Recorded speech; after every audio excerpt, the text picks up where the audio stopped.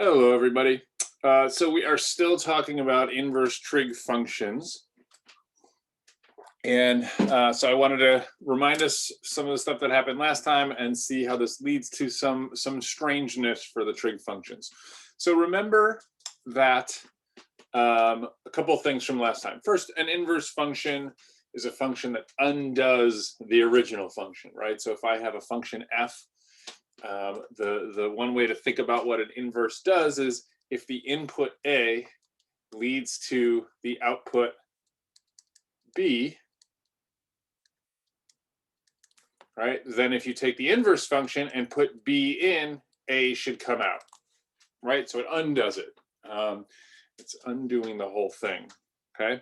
Now, one thing we should notice from this is if I do something like this, f of f inverse of B, well, what should happen? So we're composing these two functions. The inverse of B we know is A, right? So I'm just replacing f inverse of B with the equivalent symbol A, and we know the output of A for the original function is B, right? So in other words, if we compose the two functions and input B, we get B right back out. And in the other direction, it should work as well. The output for A, when you put it into the original function, is B. When you put that into the inverse, you get A back out, right? And so we get this nice thing that they cancel each other out in essence, right? If you look at this, you see that f inverse f of A just gives me A, or f inverse of B just gives me B. And this is true for inverse functions, but because of one of the features of the trig functions, that they're not one-to-one, we had to restrict their domains in order to make inverse functions. So remember, for instance, that if we have the cosine function, which looks, let's do it like this, right, it keeps going forever. When we make the inverse function for cosine, we're only going to look at the piece of it between 0 and pi, okay? And that this is the restricted domain on cosine we use to create the inverse function arc cosine, okay? And this leads to some interesting and sometimes confusing results when you try to do what I've done here in composing the inverse function with the function itself.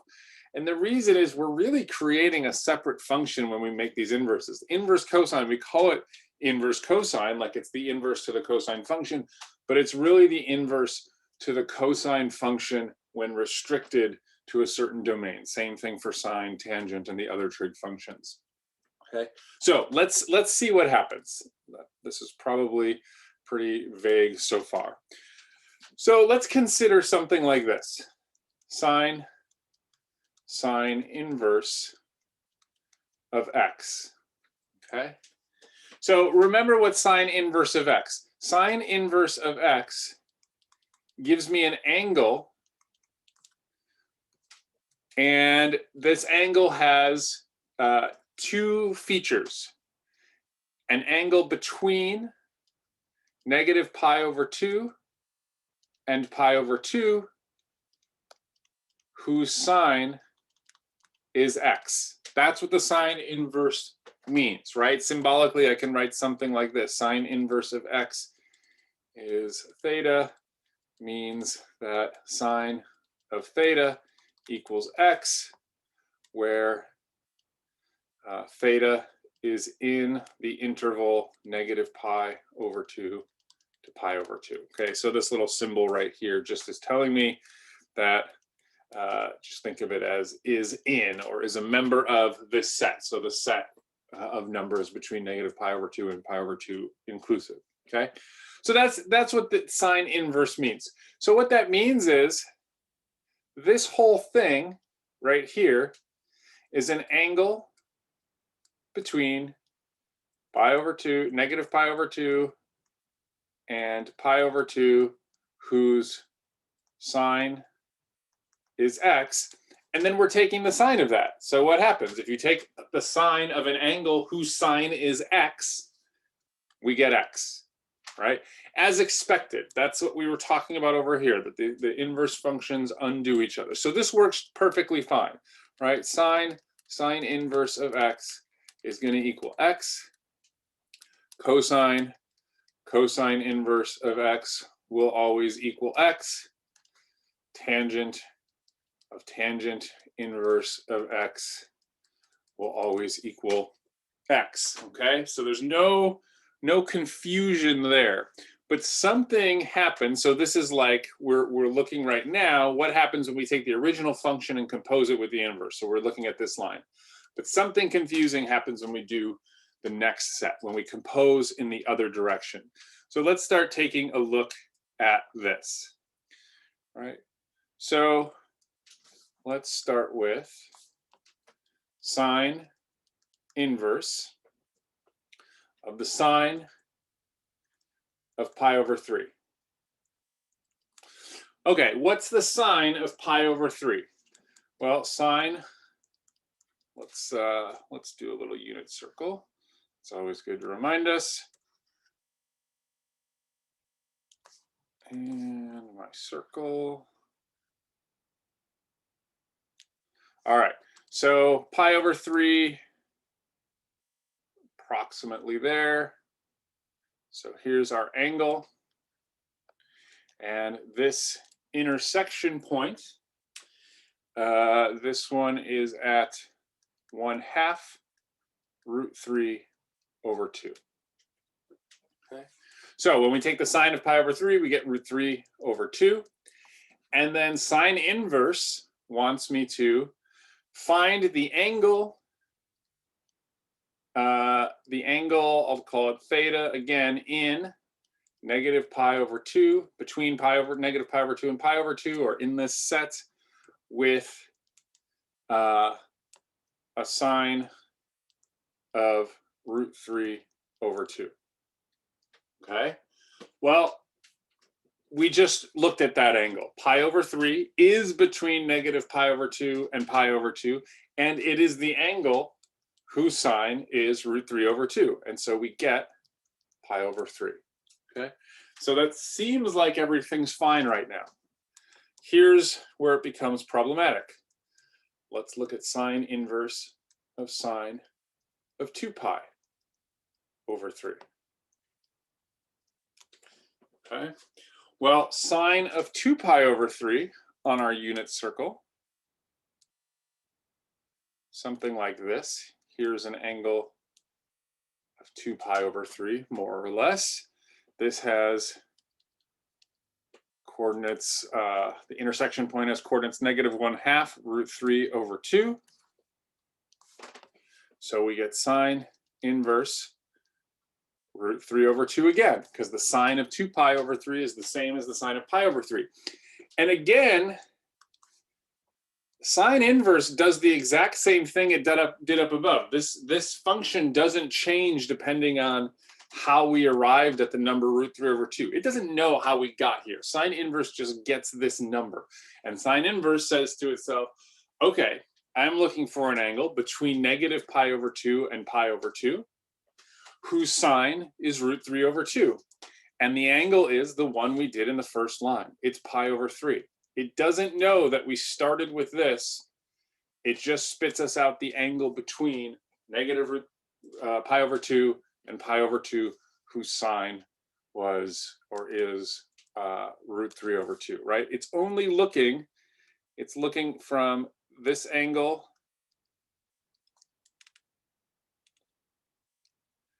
right? It's looking for angles between there, right? Going negative pi over 2 to positive pi over 2, right? So the right half of the circle.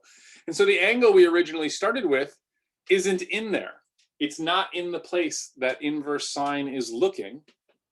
And so it doesn't know that we were over there. And it only knows how to do one thing. It only knows how to look between negative pi over 2 and pi over 2. Right? This is very similar to, we think of square root as undoing squaring something. And so if you take something like the square root of 3 squared, you get the square root of 9, you get 3. But if you take -3 and square it, you get the square root of 9, you get 3, right? It didn't give us back what we started with because the square root part didn't know that we started with -3. All it saw was the 9 and said, oh, I know what to do. I look for positive numbers whose square are the number you gave me, right? Similar thing happens here. It looks for the angle between -pi/2 and pi/2, whose sine is the thing that it was given, okay? And so what this means is and I won't say too much about this now. We just have to be aware of this fact, and we'll see how this comes into play in applications in another video. But we're not always actually looking for those angles, okay? So if you were trying to solve, if I asked you what is the inverse, or what is the angle with sine of √3/2? In other words, take the sine inverse of √3/2, but it's in the second quadrant. Well, sine inverse will tell you this angle, and then you have to use what you know about the unit circle to say, okay, but this one's in quadrant 1, I wanted quadrant 2, I know that there's an angle over here with the same sine value, the same y coordinate, and use your understanding of the unit circle to figure out what that is, right? In this case, we can use symmetry to see, okay, if this is pi/3, then this angle should be pi/3, which means that this angle here is 2 pi/3. But sine inverse will only give you the angles between -pi/2 to pi/2. If you want something somewhere else, you have to do a little bit of extra work at the end to get that. Let's look at this graphically. So here is a graph of sine, and I've got the line y equals √3/2, right? So here we see, right, this point here is telling me that the input, right, sine of 2 pi/3 is equal to √3/2, right? That's what this coordinate point means. That 0.866 is √3/2, right? Because the input is 2 pi/3, the output is 0.866. That's what we started with. Inverse sine goes backwards. It looks at the output, √3/2, right? That's what this line is. This line is y equals √3/2. And it looks for the place that has that as an output, but is also between -pi/2 and pi/2, the part of the graph that I have in black as opposed to red. And it looks for the input for sine that has that output in that region. And so in this case, let's get that coordinate point up. It's our pi/3. Right, as we are expected. So again, it will only look in this particular region. And remember, this is a very small region. There are an infinite number of places, oops, there we go, that have the same output value, the 0.866, right? All these pi/3 with various coefficients to pi on top. Right, so we can just keep going and going, but inverse sine is only going to look at this region in black, symmetric around the origin with pi/2 on either side. Okay, so what does this all mean? Well, there's no simple set of rules I can tell you to figure out if you're not looking for an angle in those regions, but let's start with this. Let's note, right, we're going to do similar to what we did up here. Sine of sine inverse of x is equal to x. Cosine of cosine inverse is equal to x. But now, when we go the other way, we will get sine inverse of sine of x is equal to x if, let's write it this way, x is between -pi/2 and pi/2. Similar for cosine of x equals x if x in this case is between 0 and pi. Similar reason, remember we took it, we looked at it here, we have this portion of cosine for our inverse, and then tangent inverse of tangent of x is equal to x if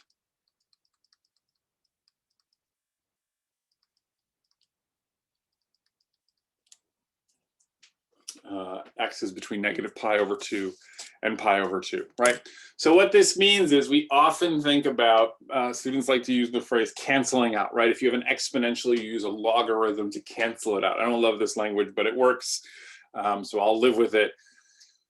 It doesn't always work for these inverse trig functions because of the restricted domain. So when you have the function itself composed with the inverse, you're fine. But when you go the other way, you might not get the value you put in. It might not cancel it out. It might give you a value related to it and something that can be useful for finding the value you actually want. I'll do an example in just a second. But it might not give you exactly the value you put in. So let's finish with 2 quick examples. And I'll do a separate video with another example or 2 that are a little more complicated. Let's look at cosine inverse of the cosine of 4 pi over 3. All right. This is the case. Sorry, I'm going to grab this. So let's look at, I'll copy this and bring it down there.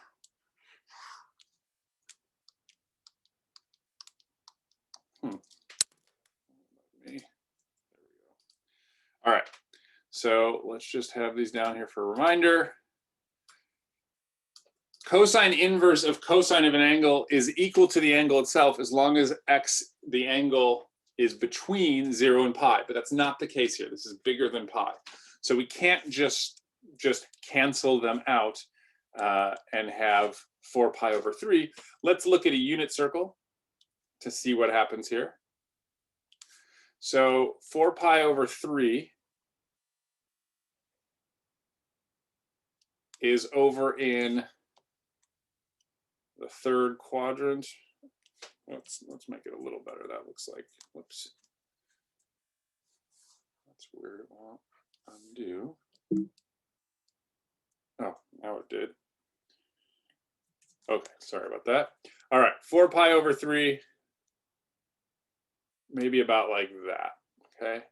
So we're going in the positive direction. If you look at your unit circle, this is going to have a cosine, an x coordinate, I guess that is cosine, of negative 1/2 and then negative √3 over 2, okay? So what we're looking for is an angle whose output, so the cosine of 4 pi over 3 is going to be negative 1/2. And cosine inverse is going to say, hey, where do I get an angle? What angle has a cosine of negative 1/2, but is also between 0 and pi, meaning it's on this top half of the circle? Well, by symmetry, let's do this in a different color. There's an angle about right here that we can see is we can think of as a reflection of this angle over the xy over the x-axis. That's going to have exactly the same x coordinate, right?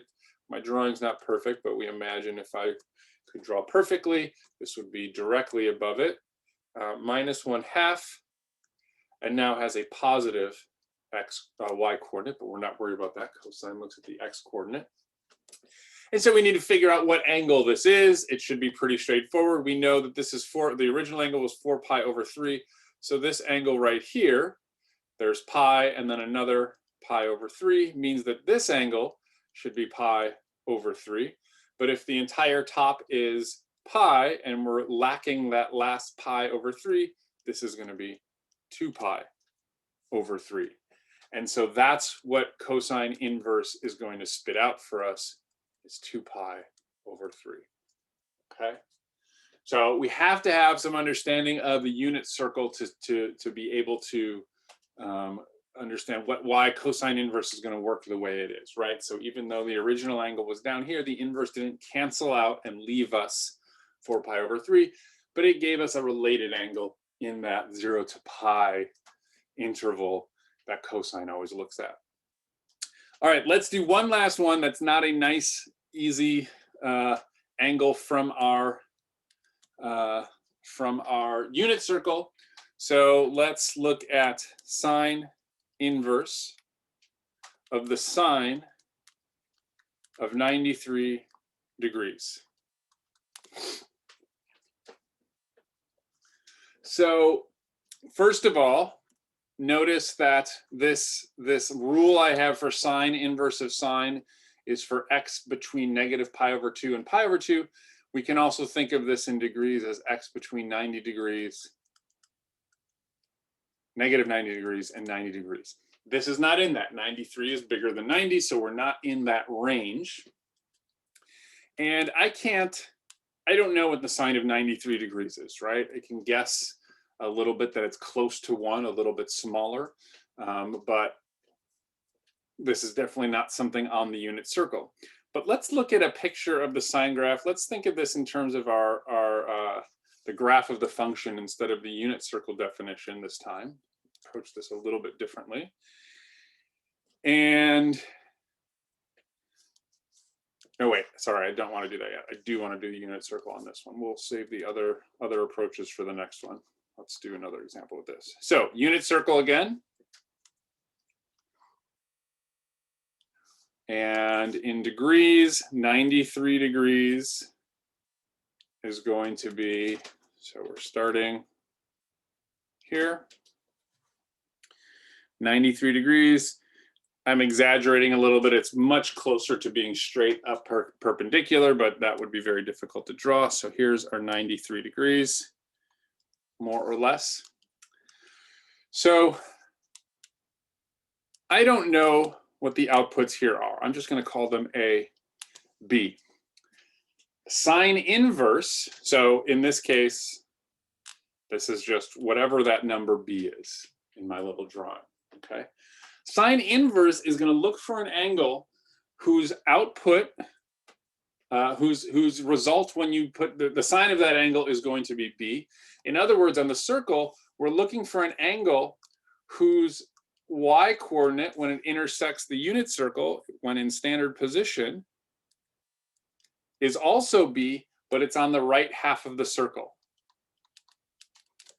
right? And there should be another point, another angle right there, right? It's pretty clear if you can adjust the image to my bad drawing, that if we reflect that angle across the y-axis, the terminal side across the y-axis, we'll get something that intersects the unit circle at the exact same height, has the same sine value, but it's in this range of angles that we're looking at, this interval of angles, negative pi over 2 to pi over 2, right?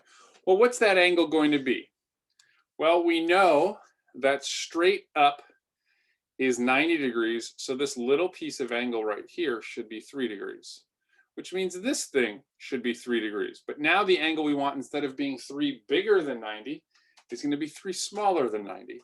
And so sine inverse of sine 93, it doesn't find 93 degrees for us, it finds this related angle, 87 degrees, the angle that has the same sine, but is in the region we want to look, okay?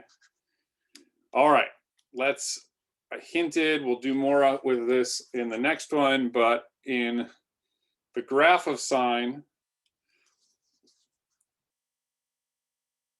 the inverse function only looks from negative pi over 2 up to pi over 2, okay? The way this is related, how the visual of this here is, we input this angle of 93 degrees, which gave us an output right there.